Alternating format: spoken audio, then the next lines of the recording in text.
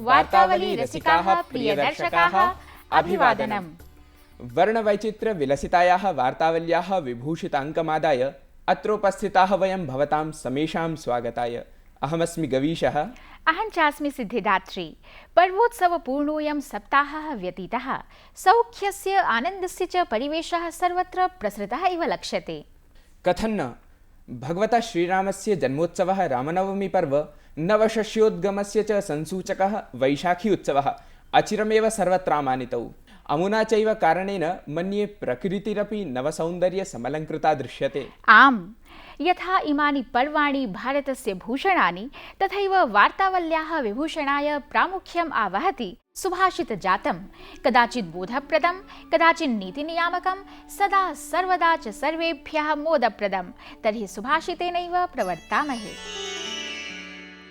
अक्रोधेन जयेत् क्रोधम्, असाधुं साधुना जयेत्, जयेत् कैर्दर्यं दानेन, सत्येन चानृतं जयेत्। क्रोध को शांति से, गलत को सही से, कंजूसी को दान से और मिथ्या को सच्चाई से जीतना चाहिए। Anger can be triumphed over by calmness. Wrongs can be corrected by right action, miserliness by charity, and falsehood by truth. सत्यस्य महत्त्वप्रतिपादकमेतत्। सत्यं तथ्यं चैव प्रकाशयन्ति वैश्विकघटनाक्रमाः। इमे चैव निदर्शयन्ति असाधुत्वं साधुत्वं चेति। अतः प्रस्तूयन्ते साप्ताहिक्याः प्रमुखाः प्रवाहिवार्ताः।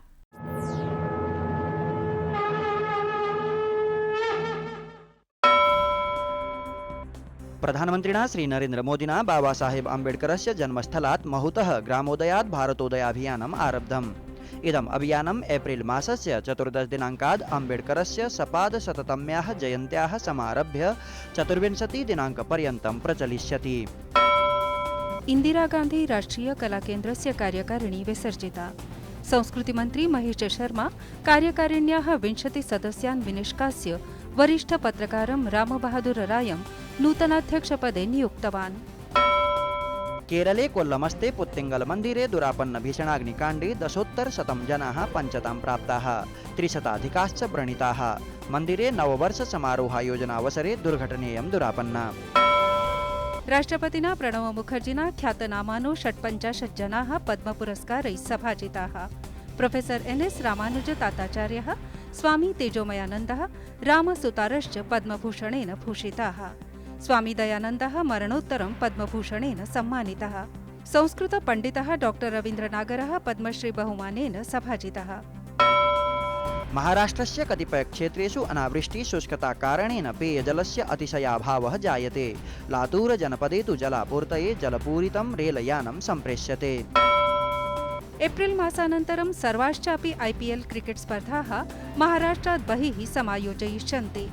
बम्बई उच्चन्यायालयेन निर्णयोऽयं तत्रत्यं जलसङ्कटं निध्याय संश्रावितः।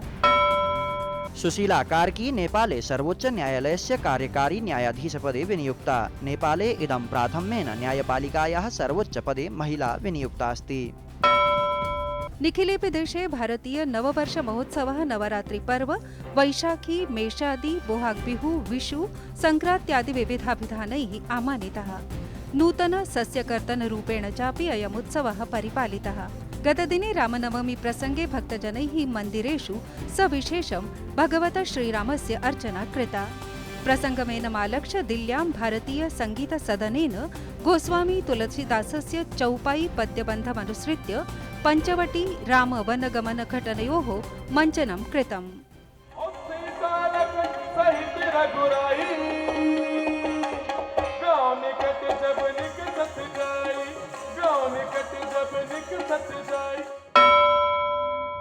सिद्धिदात्री, समाजस्तु खल साधु वृत्तकानां समन्वयस्थलीति कथ्यते। खलवृत्तिश्च यदा साधुतामतिशेते तदा समाजतः एव केचन तन्नियमनाय यतन्ते। उचितम्। एवं विधाः क्रान्तिकारिणः सत्पुरुषाः सामाजिकसमरसतायै सर्वदा कटिबद्धाः।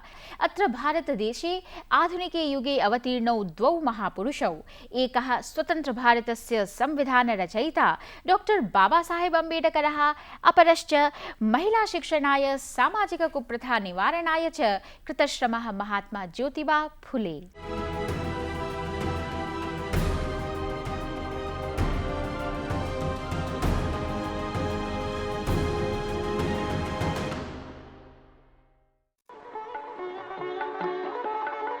अस्मदीय देशे राजनीतिकस्वाधीनतायै यावान् संघर्षः सम्पन्नः तावानेव उत वा ततोपि तुमुलसंघर्षः सामाजिकदास्यबन्धात् विमुक्तये समपद्यत।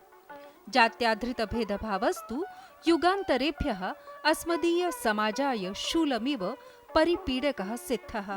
तत्रापि दलितवर्गास्तु सामाजिकार्थिकाधिकारशून्याः सन्तः पशुवत् परित्रासम् अधिगच्छन्ति स्म।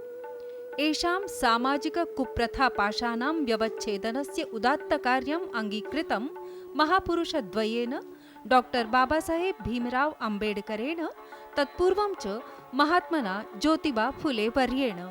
उभावपि सामाजिकशोषणपीडितजातिजातौ आस्ताम्।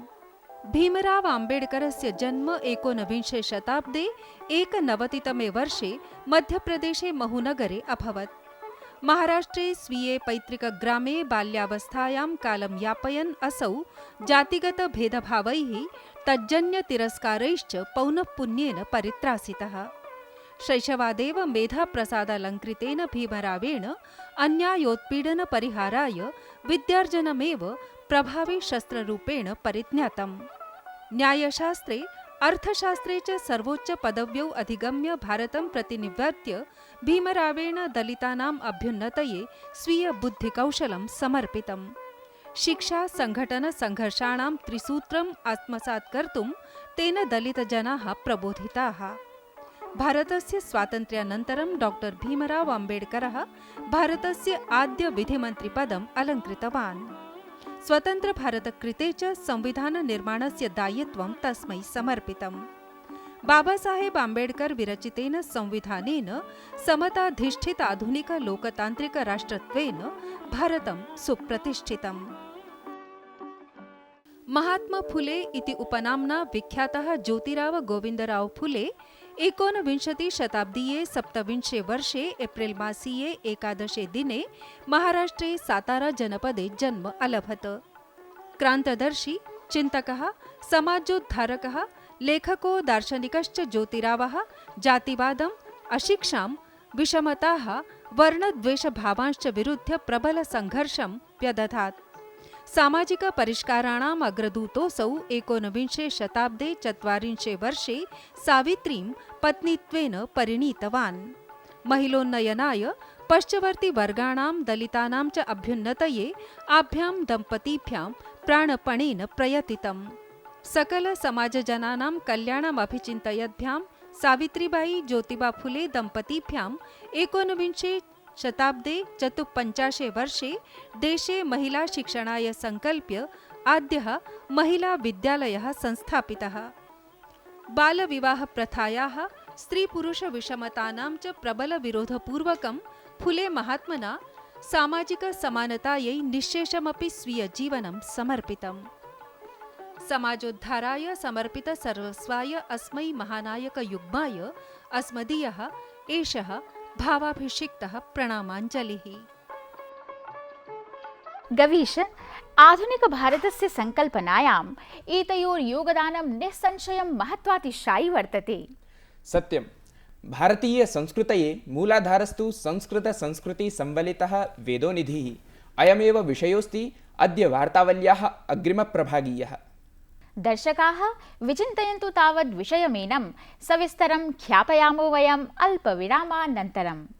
गवीश, वेदोनिधिः त्वया उल्लिखितः, मन्ये अयं तु न केवलं भारतीयेभ्यः अपि तु देशदेशान्तरीयेभ्योऽपि विद्वज्जनेभ्यः चित्ताकर्षकः प्रतिभाति। तदर्थमेव बहवो वैदेशिकाः अपि संस्कृतानुशीलनपराः। तेषु एव अन्यतमः कवीन्द्र ऋषिः इत्युपनामा केनेडादेशीयः डॉक्टर जेफ्री आर्मस्ट्रांग महोदयः। एष महानुभावः योगायुर्वेदशास्त्राणां भगवद्गीताप्रभृतिग्रन्थानां च सुविख्यातः शिक्षकश्च कास्ति। अद्य च संवादाय अत्र उपस्थितोऽस्ति। शृण्वस्तावत्।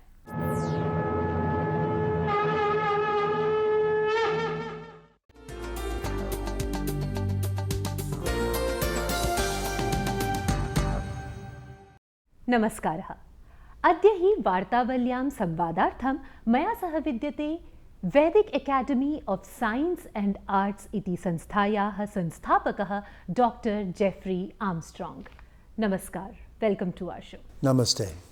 First of all, we would like to know about your association with Sanskrit. What led you to learn the language Sanskrit? Well, it started out as me being a poet and becoming an English major and studying literature. And quickly I found out that Sanskrit was behind all of the other Indo-European languages and English and Anglo-Saxon and so many of the contributors. So at first, just as a literate person, I pursued it. And then the love affair grew more and more. In one of your recent articles, you had stated that if you closely observe, you can see Sanskrit everywhere. Why did you say that? I'm now also working on a book about the Sanskrit words that are hidden in English. So for example, if someone has a good vocabulary, it's a vachcabulary. So this means it's also about vach. Well, here's another one. There's two kinds of gurus, Siksha and Diksha. So if you want to know about words, what book do you go to? A dictionary? Dictionary. It's Diksha. It's not a dictionary, it's a dictionary. It's the authority on words. And so it gives you Diksha. And that's how you know that you're getting the right meaning. So a Diksha guru is someone who initiates you and tells you the truth of the Vedas. And this is the digit of your finger, and the guru uses this finger to tell you, this is the right way. I am telling you. So the dictionary says the same thing. So in your opinion, what is the strength and beauty of the language Sanskrit? Well, I've loved the beauty of the many names. I think one of the mysteries for people who speak English is there's more vocabulary that's exciting in Sanskrit. So for example, the 108 names of the sun is the mantra that was given to Yudhishthir by the family priest Daumya when they went into exile. And I love this mantra. So it's Surya Aryaman Bhaga Twastar Pushan Arka Savitur Ravi Gabastimat. There's 108 specific names just for the sun. It's like being a scientist and discovering all of these rays of energy and then having names for them. So this is one thing. And then, of course, the ability of Sanskrit to summarize great truths, like the Isupanishad, Om Purnam Mada Purnamidam, Purnat Purnam Udachyate. But I really love Haranmayena Patrena Satyasya Pihitam Mukham Tattvam Pushana Pavrenu. It says, your effulgence is covering your face. What a magical thing to say to the divine. The sunshine is covering your face. Can I see your face, please? So these wonderful shlokas from the Vedas, each one enriches you in its darshan. It shows you a movie. You have translated the Bhagavad Gita despite a number of translations and versions already available. So what made you work on another translation of the Bhagavad Gita, and how is your work different from the ones that are already available? It's a very important question. It's because the translation means to carry across. So we're trying to carry the meaning across from an ancient culture and a profound culture. And English doesn't always have the right words to receive that meaning. So for now, we've made certain words the same as Sanskrit words for convenience. But in fact, they're not the same. So religion has its own meaning and Dharma has another. And so there are many words like that. Here's an example. The word heaven originally is from Anglo-Saxon. Aven means oats. And so heaven means having enough oatmeal for the winter. In other words, it was talking about a relatively happy condition where you weren't starving. It's not a precise word. Whereas Svargaloka, which is often used as a equivalent for heaven, is one of the 14 lokas where the devas live, and it's approximate to the earth, which is level 8, and Svargaloka is level 10. Now it's time to change that. So I'm removing all of the inappropriate English words and using either Sanskrit words in their place. So the reader has to learn some Sanskrit, after all. And to just have a computer, they have to learn a lot of computer terminology. So why not learn 100 words in Sanskrit to read the Bhagavad Gita? Please share with us some of your favorite shlokas from the Gita. One of my favorites is that explains how someone like me became a practitioner of yoga and the Vedas. Bahunam janmanamante, jnanavanmam prapadyate, vasudeva sarvamiti, samahatma sudurlabhaha. Because of many births, we finally go to a certain stage. And then the next is, I found a guru. Yadyara charati shreshtas, tatadevetaro janaha, sayat pramanam kurute, lokastad anuvartate. I found someone I wanted to learn from, who excited me. And finally, Brahmabhuta prasanatmana sochati nakangshati, samasarveshu bhuteshu, mad bhaktim labate baram. I got very excited about the Vedic knowledge. Thank you very much for being with us on the show. It was indeed a pleasure talking to you. Namaskar. Thank you, Satyapriya, and you. Namaste. Namaskar.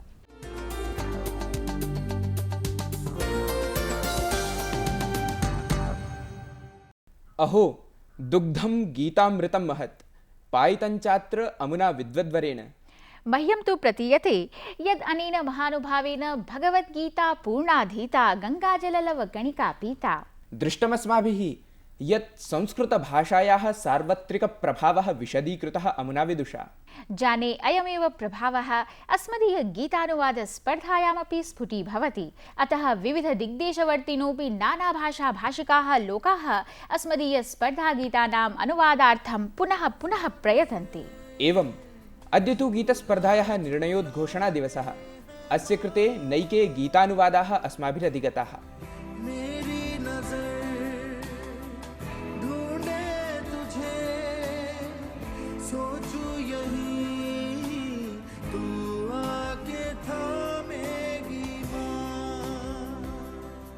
भावस्पर्शी शब्दालङ्कृतस्य अस्य गीतस्य स्पर्धकेषु अद्यतनो विजेता अस्ति महाराष्ट्रे मुम्बईतः श्री राजेन्द्र भावे। गीतमिदं गीतवती तस्य भार्या श्रीमती सरिता भावे। भावे महोदय श्रुतिमधुरगीतानुवादप्रेषणाय भूयो भूयः वर्धापनं। भवत्कृते च प्रदीयते उपायनमिदम्। कदाप्यहं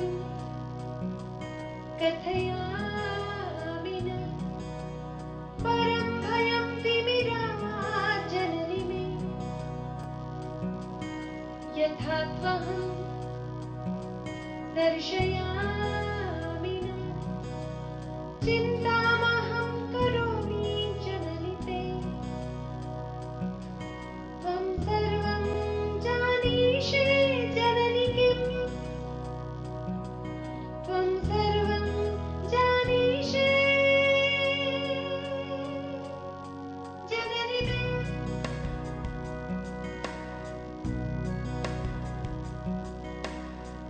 सम्मर्दे मां परित्यज प्रत्येतुमशक्यं गेहं जननि मे एतावत् मम दूरं प्रेषय यत् स्मर्तुं मामशक्यं त्वत्कृते किमियां दुष्टोऽस्मि जननि किमियां दुष्टः जननि मे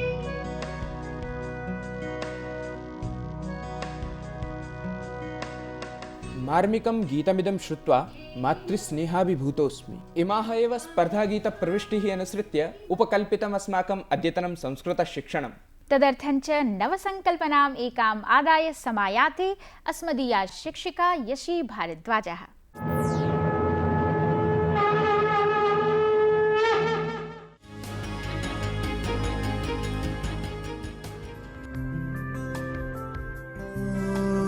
मैं कभी बतलाता नहीं पर अंधेरे से डरता हूँ मैं माँ। अभिवादनम। कितना मर्मस्पर्शी गीत लिखा है प्रसून जोशी ने। जब भी इसे सुनते हैं आंखें नम हो उठती हैं। हमारे दर्शकों ने भी इस गीत का बहुत ही भावपूर्ण संस्कृत में अनुवाद करके भेजा है। देश के अलग अलग प्रांतों से अलग अलग भाषा भाषी लोग बड़े ही परिश्रम एवं यत्नपूर्वक इसका अनुवाद करते हैं और सुंदर शब्दावली को चुनकर संस्कृत में अनुवाद करके हमें भेजते हैं।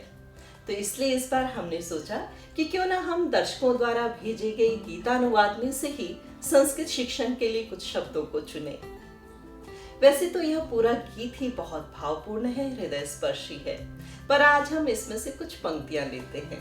भीड़ में यूं न छोड़ो मुझे। जैसे गीत की ये पंक्ति लेते हैं, घर लौट के भी आना पाऊं माँ। इस पंक्ति का राजेंद्र भावे जी, जो कि इस बार के हमारे स्पर्धा के विजेता हैं, उन्होंने किस तरह से अनुवाद किया है ये देखते हैं। प्रत्येतुम अशक्यम की हम। वहीं अनिमा पांडे दिल्ली से लिखती हैं, गृहम आगति ही न भवेत्। और इस बार 10वीं कक्षा के एक विद्यार्थी ने भी अनुवाद भेजा है, आदित्य रंजन पटना से। इन्होंने लिखा है, गृहम प्रत्यावर्तितुम न शक्ष्यामि।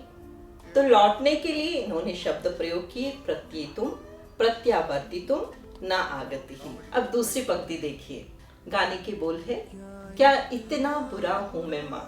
कितने हृदय स्पर्शी बोल है, क्या इतना बुरा हूं मैं माँ। राजेंद्र भावे जी ने इसका अनुवाद कैसे किया है देखते हैं। वो लिखते हैं, किम इयान दुष्टोस्मि जननी में। उन्होंने बुरा के लिए दुष्ट शब्द का प्रयोग किया है। वहीं डॉक्टर विभा बोकारो से लिखती हैं, तावत असन अस्मि किम मातृके। यहाँ इन्होंने असन शब्द का प्रयोग किया है बुरा अर्थ में।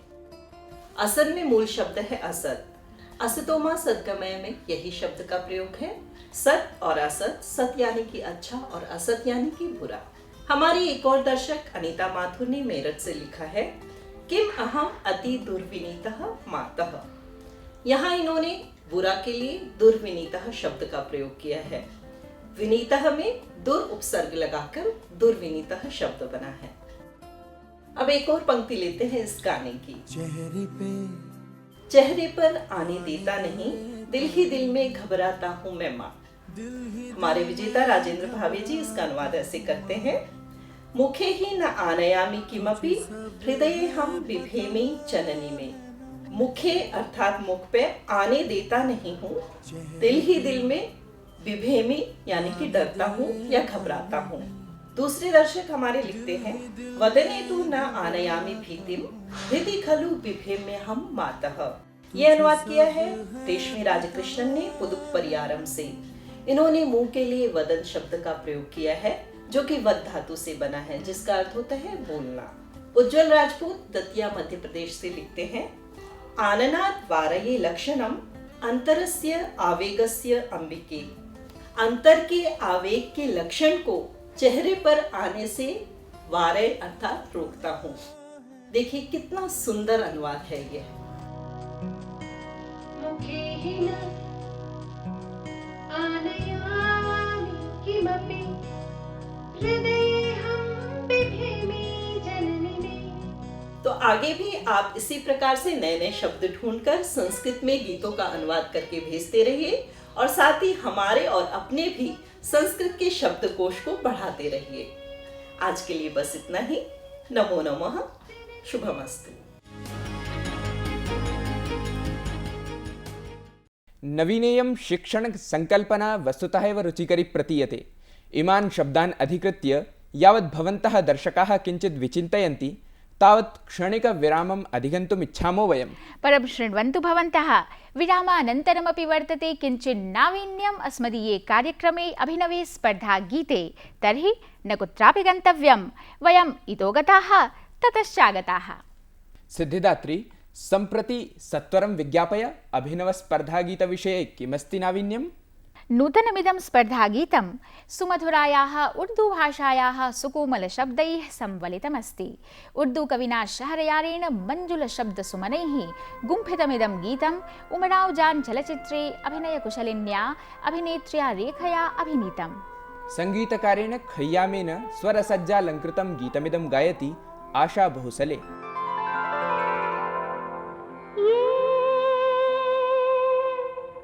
क्या जगह है दोस्तों,